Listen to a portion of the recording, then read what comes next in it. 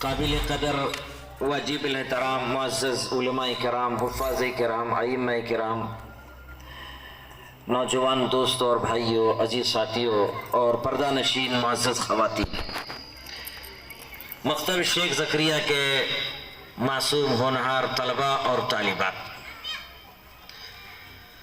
ماشاءاللہ مکتب شیخ زکریا کے طلبہ عزیز نے عصر سے لے کر اب تک بہت سے دین کی قیمتی اور بنیادی باتیں آپ حضرات کے سامنے رکھی ہیں۔ دعا ہے کہ اللہ پاک ہم سب کو کہنے سننے سے زیادہ عمل کی توفیق عطا فرمائیں۔ میں بھی ان بزرگوں علماء کی موجودگی میں بھی ایک طالب علم، اپنے اکابر اولیاء اللہ بزرگان دین نے علم کے دریا میں گوتے لگا کر کچھ موتیاں امت کے سامنے رکھی ہیں، دو چار موتی آپ حضرات کی خدمت میں بھی رکھنے کی کوشش کرتا ہوں۔ دعا فرمائیں کہ اللہ ہم سب کی حاضری قبول فرمائیں، اخلاص کے دولت سے مالا مال فرمائیں، ریاکاری سے تکبر سے حفاظت فرمائیں، نفس کے دھوکے سے، شیطان کے فتنے سے، بے وقت کی موت سے اللہ ہم سب کی حفاظت فرمائیں۔ میرے محترم بھائیوں، عزیز ساتھیوں، نوجوانوں اور پردہ نشین خواتین، بولا نا مکاتب اسلامیہ دین اسلام کے قلعے ہیں۔ مکاتب کی تعلیم، اس میں ہونے والی تربیت سے بات اندازہ لگا جا سکتا ہے کہ صحابہ اکرام فرماتے ہیں رسول اکرم صلی اللہ علیہ وسلم کے زمانے میں صحابہ اکرام اور نبی پاک صلی اللہ علیہ وسلم کے زمانے میں سیکھنا اور سکھانا اتنا عام تھا۔ حضرت عبداللہ ابن عمر رضی اللہ تعالیٰ عنہ بیان فرماتے ہیں کہ ہم نے دیکھا کہ محمد عربی صلی اللہ علیہ وسلم آپ لوگوں کو تشہد ایسے یاد کراتے تھے جیسے مکتب کا استاد بچوں کو یاد کراتا ہے۔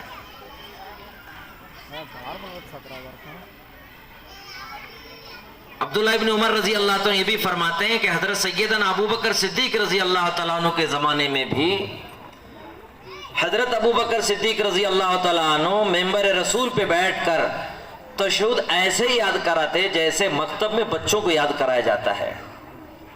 اور حضرت عثمان غنی رضی اللہ تعالیٰ عنہ کو جب زمانہ آیا ہے، صحابہ فرماتے کہ مدینے کے بازار میں حضرت عثمان غنی رضی اللہ تعالیٰ عنہ بازار کے نوجوانوں اور ذمہ داروں کو جوڑ کر وضو کرنے کا طریقہ، کیسے رسول پاک صلی اللہ علیہ وسلم وضو فرماتے تھے، وہ طریقہ پورے بھرے بازار میں لوگوں کو جمع فرما کر ایک اونچے کٹے پہ بیٹھ کر حضرت عثمان غنی رضی اللہ تعالیٰ عنہ وضو کا طریقہ سمجھاتے تھے کہ یہ ہے نبی پاک صلی اللہ علیہ وسلم کا طریقہ۔ نبی پاک صلی اللہ علیہ وسلم کے زمانے میں حضرت جندب بن عبداللہ رضی اللہ تعالیٰ عنہ فرماتے ہیں کہ حضور کے زمانے میں مدینہ منورہ میں لوگ بہت دور دور سے قافلے آتے تھے، اس میں بوڑھے ہوتے، جوان ہوتے، بچے ہوتے، دین سیکھنے کے لیے آتے تھے۔ اور یہ جذبہ تھا سیکھنے سکھانے کا مدینے کے بستی میں کہ سفر میں بھی سیکھتے، حجر میں سیکھتے، گھر میں سیکھتے، مسجد میں سیکھتے، بازاروں میں سیکھتے، نجی ذاتی مجلسوں میں قرآن کا مذاکرہ ہوتا تھا، سیکھنے سکھانے کا مذاکرہ ہوتا تھا۔ اور کن باتوں پہ مذاکرہ ہوتا تھا؟ صحابہ اکرام رضی اللہ تجمعین فرماتے ہیں کہ 5 باتوں کا حضور کے زمانے میں مذاکرہ ہوتا تھا۔ سب سے پہلے توحید یعنی عقیدہ، ارکان اسلام کی تعلیم۔ نمبر 2، حضرت محمد رسول اللہ صلی اللہ علیہ وسلم سے سچی محبت اور آپ کی سیرت طیبہ کی تعلیم۔ نمبر 3، قرآن مجید کا سیکھنا سکھانا، اس کی تعلیم۔ نمبر 4، رسول پاک صلی اللہ علیہ وسلم نے جتنے قرآن و حدیث کی جو دعائیں ہیں جو آقا نے سکھائی ہیں ان دعاؤں کو سکھایا جاتا۔ نمبر 5، حضور پاک صلی اللہ علیہ وسلم کے اخلاق اور عادات کو سکھایا جاتا تھا۔ حضرت سعد بن وقاص رضی اللہ تعالیٰ عنہ بیان فرماتے ہیں کہ لوگوں، ہمیں رسول پاک صلی اللہ علیہ وسلم کی زندگی نہیں بلکہ آپ کے غزوات، جو آپ اپنی زندگی میں جو غزوات میں شریک ہوئے، بدر ہو، احد ہو، خندق ہو، حنین ہو، یرموک ہو، تبوک ہو، بیر الیان کا قبیلہ ہو، ہمارے بچوں کو رسول پاک صلی اللہ علیہ وسلم کے غزوات ایسے ہی یاد تھے جیسے تمہیں سورہ فاتح یاد ہوتا ہے۔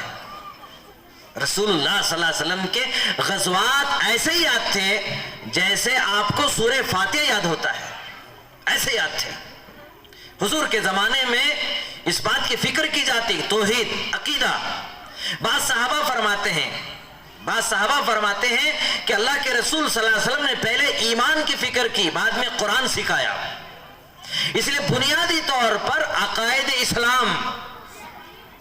اسلام میں عقیدہ ضروری ہے، عقیدہ درست ہو۔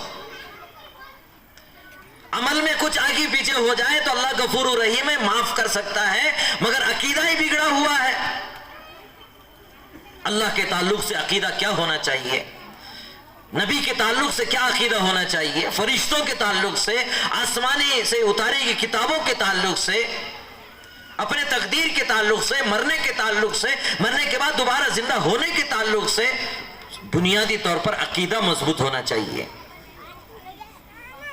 ایک عقیدہ کہ اللہ سے ہونے کے یقین، سب کچھ کرنے والا اللہ ہے، آسمانوں کا نظام چلانے والا اللہ ہے، آسمان سے پانی برسانے والا اللہ ہے، برسے ہوئے پانی سے سوکھی بنجر زمین کو سرسبز و شاداب کرنے والا اللہ ہے، زندے سے مردے کو نکالنے والا اللہ، مردے سے زندے کو نکالنے والا اللہ، صحت والے نقشے کو بیماری میں تبدیل کرنے والا اللہ، بیماری والے نقشے کو صحت میں تبدیل کرنے والا اللہ، دن کو رات میں داخل کرنے والا اللہ، رات کو دن میں داخل کرنے والا اللہ، ذرے کو پہاڑ بنانے والا، پہاڑ کو ذرہ بنانے والا، چوٹی سے لے کر جبریل امین تک کا سارا نظام، چاہے ہواؤں کا نظام ہو، دریاؤں کا نظام ہو، جنگلات کا نظام ہو، حیوانات کا نظام ہو، جمادات کا نظام ہو، فرشتوں کا نظام ہو، جنات کا نظام ہو، انسانوں کا نظام ہو، سارے نظام کی ترتیب لگانے والا اللہ ہے۔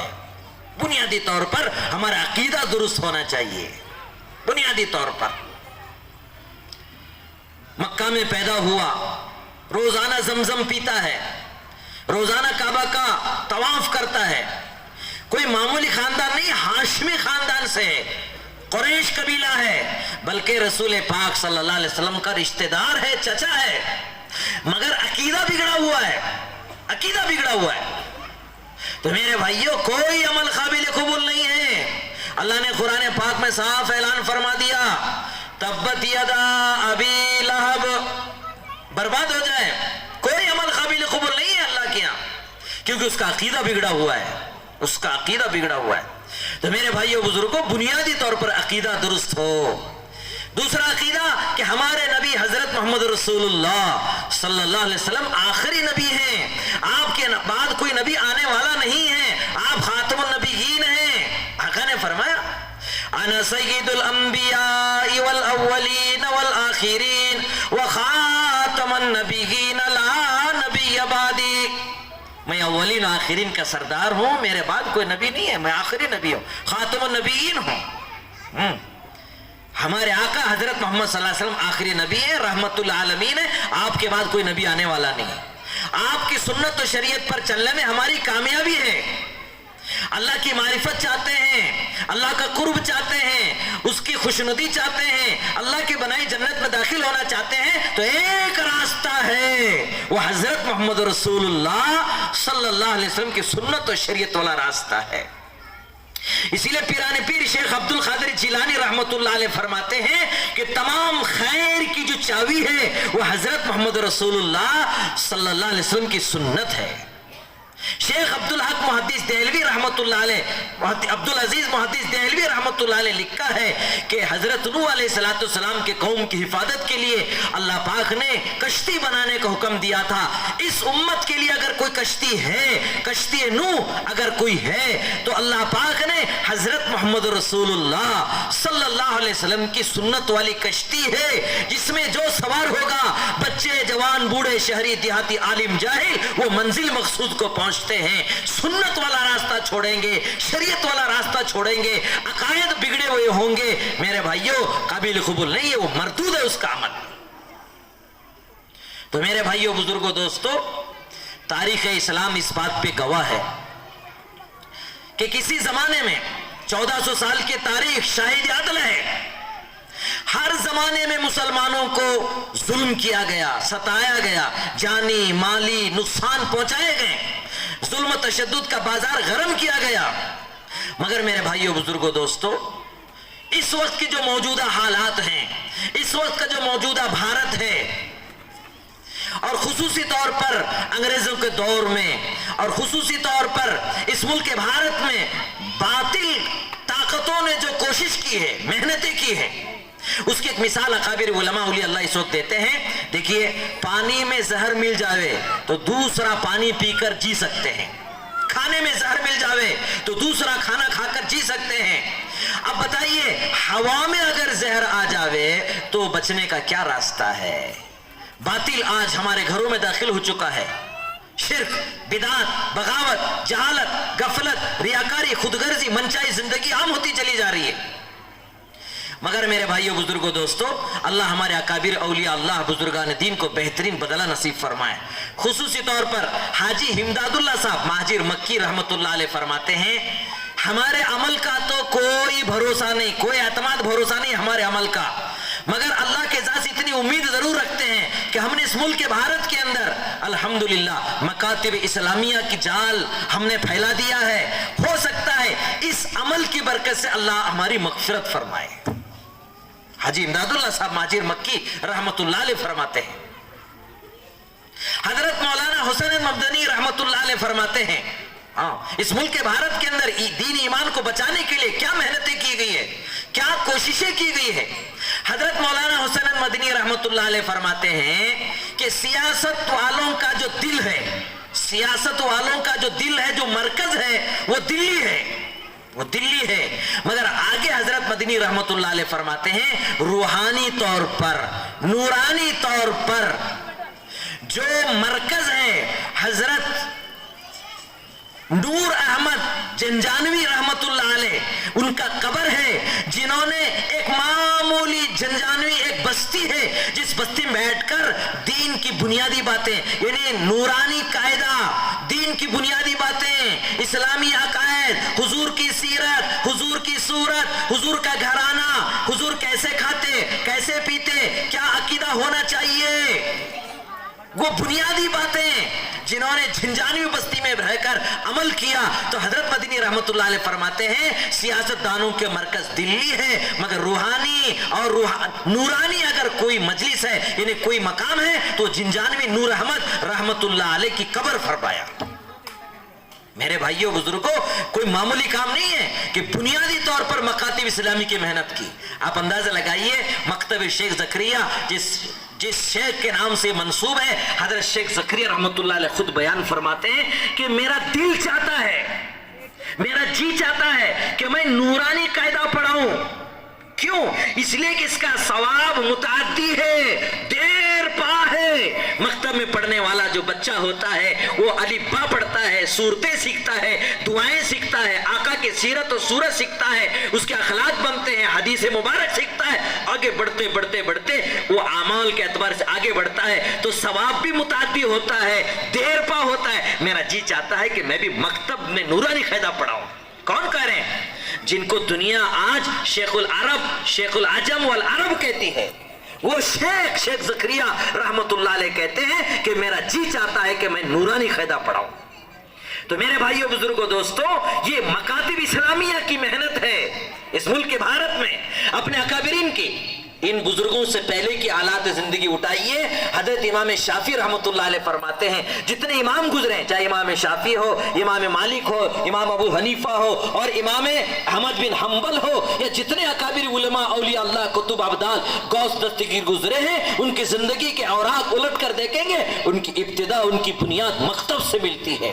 امام شافعی رحمت اللہ علیہ فرماتے ہیں، حضرت امام شافعی کہتے ہیں میں 7 سال کی عمر میں مکتب کے اندر حافظ قرآن ہوا، 7 سال کی عمر میں، اور 10 سال کی عمر میں موطا امام مالک کا میں حافظ بن گیا، 10 سال کی عمر میں موطا امام مالک کا حافظ بن گیا۔ امام بخاری رحمت اللہ علیہ فرماتے ہیں، امام بخاری 16 سال کی عمر میں حافظ قرآن بھی تھا اور حدیث کے علوم کے تمام علوم سے میں فارغ ہوا تھا۔ 16 سال کی عمر میں امام بخاری رحمت اللہ علیہ فرماتے ہیں تو میرے بھائیوں بزرگوں دوستو، یہ مکاتب اسلامیہ دین اسلام کے قلعے ہیں، دین اسلام کے قلعے۔ اس مکاتب اسلامیہ کے اندر دین کی بنیادی باتیں اور خصوصی طور پر یہ نبی پاک صلی اللہ علیہ وسلم کی گھرانے کی میراث بڑھتی ہے، میراث ان مکاتب اسلامیہ کے اندر۔ رسول پاک صلی اللہ علیہ وسلم دنیا سے پردہ فرمانے کے بعد مدینے کے بازار میں حضرت ابو ہریرہ رضی اللہ تعالیٰ عنہ نے ایک اعلان کیا۔ کیا اعلان کیا؟ کیا ہے نوجوانوں، نبی کے دیوانوں، پروانوں، مستانوں، جاؤ مسجد نبی کے اندر نبی پاک صلی اللہ علیہ وسلم کی میراث بٹ رہی ہے۔ جو مدینے کے بازار میں نوجوان تھے وہ بھاگے بھاگے مسجد پہنچے، دیکھا کہ کوئی تقسیم نہیں ہو رہی میراث۔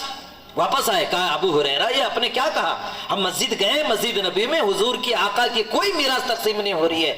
تو ابو ہریرہ رضی اللہ تعالیٰ عنہ نے کہا کہ اے نبی کے دیوانوں پروانوں، تم نے مسجد میں کیا دیکھا؟ انہوں نے کہا کہ ابو ہریرہ وہاں قرآن کی تعلیم ہو رہی تھی، سیکھنا سکھانا ہو رہا تھا، حضور کی سیرت و صورت سکھائی جا رہی تھی، وفود آ رہے تھے، لوگ بیٹھے ہوئے تھے، کوئی ذکر میں بیٹھا ہوا ہے، کوئی تلاوت میں بیٹھا ہوا ہے، کوئی سیکھنے سکھانے میں مسائل کی مجلسیں لگی ہوئی ہیں۔ تو ابو ہریرہ رضی اللہ تعالیٰ عنہ نے کہا کہ اللہ کے نبی کے دیوانوں، یہی تو حضور کی میراث ہے، یہی تو حضور کی میراث ہے۔ تو میرے بھائیوں بزرگوں دوستو، ہمارے لیے بڑی خوشی اور سعادت مندی کی بات ہے کہ آج ہمارے علاقے کے علماء اور خصوصی طور پر آپ کے اس جمکنڈی شہر میں آپ کے مکتب زکریا اور مکتب مسجد شیخ زکریا سے حضور کی میراث بٹ رہی ہے، حضور کی میراث بٹ رہی ہے۔ ایک زمانہ وہ تھا تاریخ اسلام کا میرے بھائیوں، آج ان معصوم بچوں کو اسلام اور دین کے عقائد سکھا جا رہے ہیں، مگر میرے بھائیوں باطل بھی تو محنت کر رہا ہے، باطل بھی تو محنت کر رہا ہے۔ میرے بھائیوں وہ زمانہ جس زمانے مسلمانوں کو ظلم تشدد کا شکار بنایا گیا، گھر بار دکان مکان ختم کیے گئے، مگر ایک آج ایسے نازک دور میں ہم اور آپ قدم رکھے ہوئے ہیں یا ایمان پہ ڈاکہ پڑ رہا ہے، ایمان کی سلامتی بہت مشکل۔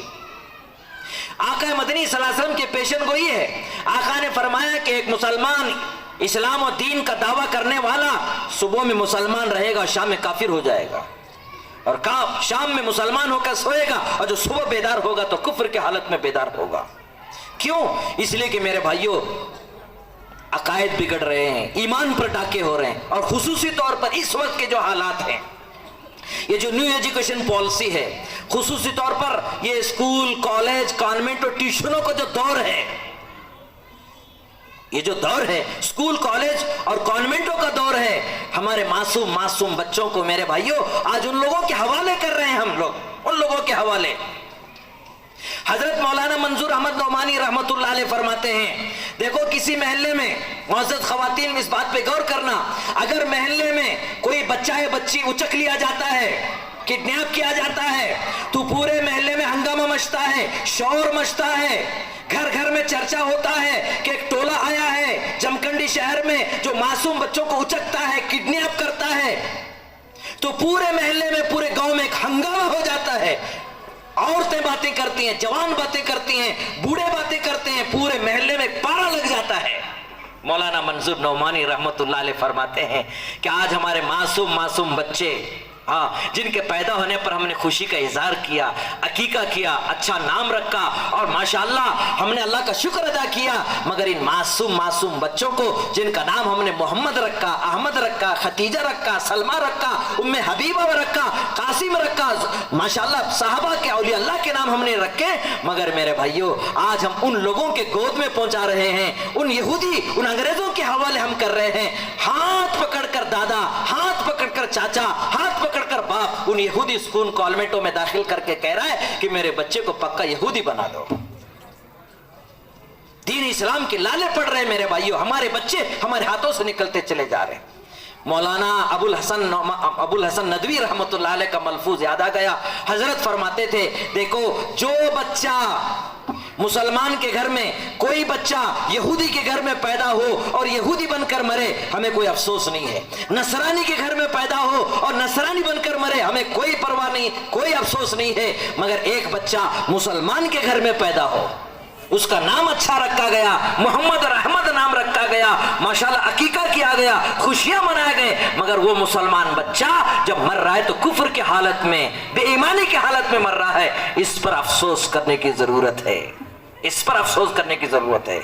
میرے بھائیوں, اپنے تاریخ اٹھا کر دیکھو, اسلام کی تاریخ اٹھا کر دیکھو. مسلمان ہم سیاہ سفید کے مالک تھے, اور کیا تھا, کیا دور تھا ہمارا, اور ہم کہاں سے کہاں پہنچے. ایک واقعہ میں آپ کو سناتا ہوں, بغداد شہر کا واقعہ. اسلامی حکومت تھی جہاں پر میرے بھائیوں مسلمانوں کا دورہ تھا. ماں بہنوں کا ایک بہت بڑا مجموعہ یہاں پر بیٹھا ہوا ہے, انہیں ایک پیغام دینا چاہتا ہوں میں. بغداد شہر کے بادشاہ نے, اسلامی حکومت تھی, اسلامی حکومت, بادشاہ وقت کو فکر ہوئی کہ میرا نوجوان شہزادہ جوان ہوا ہے, اب ایک ایسی لڑکی تلاش کی جائے جو حافظہ ہو, عالمہ ہو, حافظہ ہو, ایسے لڑکی کو تلاش کیا جائے. صلاح اور مشورہ دینے والوں نے کہا کہ حضرت بغداد شہر تو بہت بڑا ہے, آپ کہاں کہاں تلاش کریں گے, آپ ایک کام کریں, شاہی فرمان جاری کریں. بغداد شہر میں جن کے گھروں میں حافظہ ہوگی بچی, وہ علامت یہ ہوگی کہ بادشاہ وقت مغرب کے بعد, عشاء کے بعد بغداد شہر گھومنے کے لیے چلیں گے. آپ اس کی علامت یہ ہوگی کہ اپنے گھر میں اگر کوئی بچی حافظہ ہے تو اپنے گھر کے دہلیز پر, دروازے پر ایک چراغ لگا دے. بادشاہ نے اعلان نکالا, پورے بغداد شہر میں آواز پہنچی کہ بادشاہ وقت کے شہزادہ نکاح کرنا چاہتا ہے ایسے بچی سے جو حافظہ ہے, حافظہ. تو میرے بھائیوں, بغداد کی تاریخ اس بات پہ گواہ ہے, تاریخ بغداد اس بات پہ گواہ ہے. جب بادشاہ وقت اپنے پورے ذمہ داروں کے ساتھ, وزراء کے ساتھ بغداد شہر کا معائنہ کرنے کے لیے جب عشاء کے بعد نکلتا ہے, میرے بھائیوں تاریخ بغداد اس بات پہ گواہ ہے کہ بغداد شہر کے ہر گھر کے دہلیز پر چراغ جل رہا تھا, ہر گھر کے دہلیز پر چراغ جل رہا تھا. کیا مطلب, بغداد کے ہر گھر میں ہر بچی حافظہ تھی. بادشاہ کو اس بات کی فکر ہوئی کہ بغداد کے ہر گھر میں حافظہ ہے, ہم کسے بہو بنائیں, کسے بہو بنائیں. دوسرا شاہی فرمان نافذ ہوتا ہے. اس زمانے موطا امام مالک کی تعلیم بغداد شہر میں ہوتی تھی. اللہ اکبر. دوسرا شاہی فرمان آتا ہے, اس بچی کو ہم بہو بنائیں گے, اس بچی کو ہم بہو بنائیں گے جو بچی حافظہ ہونے کے ساتھ ساتھ موطا امام مالک کی بھی حافظہ ہو. جب دوسرا اعلان نکلا, دوسرے دن وقت کے بادشاہ نے بغداد شہر کا جب سفر کرتا ہے, بغداد شہر کا, رات میں دیکھتا ہے بغداد شہر کے آدھے سے زیادہ گھروں پہ سامنے چراغ جل رہا ہے. کیا مطلب, موطا امام مالک کی بھی حافظہ تھی, موطا امام مالک کی بھی حافظہ تھی. میرے بھائی ایسی تاریخ رکھنے والے, میرے بھائی یہ تو بغداد کی تاریخ میں آپ کو سنا رہا ہوں. 4 دن پہلے میں بھٹکل شہر کا سفر کیا, میں مدارس کا دورہ کیا, وہاں کے بڑوں سے ملاقات کیا, میں نے وہاں کی کچھ کارگزاری جمع کی. میرے بھائیوں بھٹکل شہر میں آج ایک مولانا اقبال صاحب جامعہ اسلامیہ بھٹکل کے معتمی میں, انہوں نے اپنی کارگزاری سنائی. الحمدللہ مولانا, ہماری اس وقت بھٹکل شہر میں, بغداد کی بات نہیں کر رہا, اس وقت بھٹکل شہر کی کارگزاری یہ ہے کہ ہمارے بھٹکل میں بچیاں, لڑکیاں 1500 بچیاں حافظ قرآن ہیں, 1500 بچے حافظ قرآن ہیں, 2000 بچے حافظ قرآن ہیں, 105 مسجدیں ہیں. تو میرے بھائیو بزرگو دوستو, ایک زمانہ وہ تھا بغداد شہر, مگر جب بے دینی آئی, نافرمانی آئی, حالات بدلے, لوگ اپنے اعمال پر اور اپنے چیزوں میں مست رہ گئے, کھانے پینے میں مست رہ گئے. تاریخ بغداد کے اندر یہ بھی واقع آتا ہے, کچھ ایسے حالات بھی پیدا ہوئے. کبھی موقع مل جائے تو میرے بھائیو تاریخ دعوت و عظیمت حضرت مولانا ابو الحسن ندوی رحمۃ اللہ علیہ کی لکھی ہوئی کتابوں کو مطالعہ کیا جائے, اس وقت پڑھنے کی ضرورت ہے. میرے بھائیو انہوں نے تاریخ بغداد کا نقشہ کھینچا ہے, خصوصی طور پر جب مسلمان غافل ہو گیا, دین کو بھول گیا, شریعت کو بھول گیا, سنت کو بھول گیا, خصوصی طور پر قرآن تعلیمات اور مکتب کی اہمیت, یہ جو بنیادی پاور ہاؤس ہے اسلام کا, اس سے جو غفلت برتے, اپنے بچوں پہ توجہ نہیں دی, اخلاق پر, قرآن تعلیمات پر, مکاتب اسلامی کے محنت سے غفلت برتنے لگے, تو پھر اس قوم پر ایسے حالات بھی آئے. ایک واقعہ میں آپ کو سناتا ہوں. تاریخ بغداد میرے بھائی گواہ ہے, تاتار قوم نے بغداد پر جب حملہ کیا ہے مسلمانوں پر, حملہ کیا ہے میرے بھائیوں. مولانا ابو الحسن ندوی دعوت تاریخ عظیمت میں لکھا ہے کہ ایسا حملہ کیا 3 دن میں 18 لاکھ مسلمانوں کو قتل عام کیا گیا. 3 دن میں. تو ایک دن کے یومیہ کتنے ہوئے؟ ایک دن میں 3 لاکھ شہید کیے گئے، قتل کیے گئے. 3 لاکھ. تو میرے بھائیوں 18 لاکھ مسلمان. کتابوں میں یہ بھی علماء سے ہم نے سنا کہ اس میں تقریباً 7 لاکھ علماء تھے. ہزاروں لکھے ہوئے کتابت کیے ہوئے قرآن پاک، حدیث مبارکہ، تفسیریں، بے شمار تاریخی کتابیں دریا دجلہ کو سپرد کیا گیا. اور یہ بھی کتابوں میں تاریخ بغداد میں لکھا ہے کسی ندی پار کرنے کے لیے پل بجانے کے بجائے اکابر علماء نے تاریخ بغداد لکھنے والے لکھا ہے کہ ان کتابوں کو پل بنایا گیا. ان کتابوں کو پل بنایا گیا. ایسے حالات پیدا ہوئے. مگر میرے بھائیوں بزرگوں دوستوں، ہر زمانے میں حالات، مسائل، پریشانی یہ تو لگے ہوئے ہیں، یہ تو ہونے والے. مگر میرے بھائیوں نبی پاک صلی اللہ علیہ وسلم کی دعا ہے، یہ بات طے ہے کسی زمانے میں باطل نے، دشمنان اسلام نے جتنی بھی محنتیں کوششیں کی ہے اکٹھے ایک ساتھ ہی پوری اسلام کو مٹا دے، یہ ناممکن ہے. اسلام ختم کیا جائے، مسلمانوں کا صفائی کیا جائے، یہ ناممکن ہے، ناممکن ہے. تاتاری فوج کے شہزادے نے جب بغداد 3 دن میں پورا صفایا کیا، 3 دن پورا صفایا کیا، تو میرے بھائی واقعہ لکھا ہے کہ شہزادے نے آ کر فخر سے کہا کہ دیکھو آپ کوئی مسلمان باقی نہیں ہے. مگر ایک فوجی نے کہا کہ حضرت شہزادے، ایک بزرگ ہیں جو بغداد کے بالکل کنارے میں ایک چھوٹی سی جھوپڑی میں ایک مسجد میں بیٹھے ہوئے ہیں، سب مسلمان ختم ہو گئے مگر ایک بزرگ ہیں، اور ان کا نام بھی ذکر کیا. ان کا نام ہے شیخ احمد. شیخ احمد. تو میرے بھائیوں اس تاتاری شہزادے نے کہا کہ اس بزرگ کو پکڑ کے لاؤ. تو تاتاری فوجی جا پہنچے اور اس بزرگ جو شیخ احمد تھے ان کو بیڑیاں پہنایا گیا، گلے میں بیڑیاں، ہاتھ میں پیر میں بیڑیاں پہنا کر شہزادے کے سامنے پیش کیا گیا جو تاتار قوم کا سردار تھا. کہا کہ سب ڈر کے مر گئے، سب کو ہم نے ختم کیا، تم باقی ہو، تم بھاگے نہیں بستی چھوڑ کر؟ کہ بولے میں تو بھاگا ضرور سے، گھر سے ضرور بھاگا ہوں، مگر اللہ کے گھر میں ہوں اور میں اللہ کے گھر سے مجھے کوئی نہیں نکالنے سکتا. کیوں؟ یہ حکومت آپ کی ہے، یہ ملک آپ کا ہے، مگر مسجد خدا کا گھر ہے، وہ اس کا ملک ہے، اس سے مجھے کوئی نہیں نکال سکتا. شہزادے نے کہا کہ تم جانتے ہو کس سے بات کر رہے ہو؟ ہاں میں جانتا ہوں کہ تم تاتار قوم کے بڑے شہزادے ہو، تاتار قوم کے بڑے شہزادے ہو. اچھا، تمہیں اللہ کے علاوہ کوئی نہیں نکال سکتا. اب میں تمہیں قتل کروں گا، تمہیں کون بچائے گا؟ میں تمہیں قتل کروں گا، میرے سامنے کون بچائے گا؟ تو میرے بھائیو شیخ احمد رحمت اللہ علیہ ان کے خبر پہ ہزاروں رحمتیں نازل فرمائے.